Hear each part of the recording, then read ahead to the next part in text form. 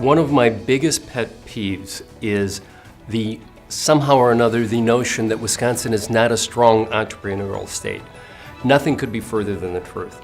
I mean, if you look at how things have changed dramatically over the last 6 years, we were in a situation where we were losing business between 2004 and 2010. We've been adding businesses and at an increasing rate between 2010 and 2016.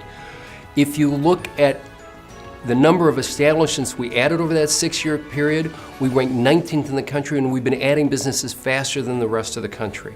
The UW Business Extension, in their Business Dynamics Consortium, focused on what happens as these firms get off the ground and get their footing. From the employment size between 10 and 100, we rank second in terms of the total number of jobs added in that group.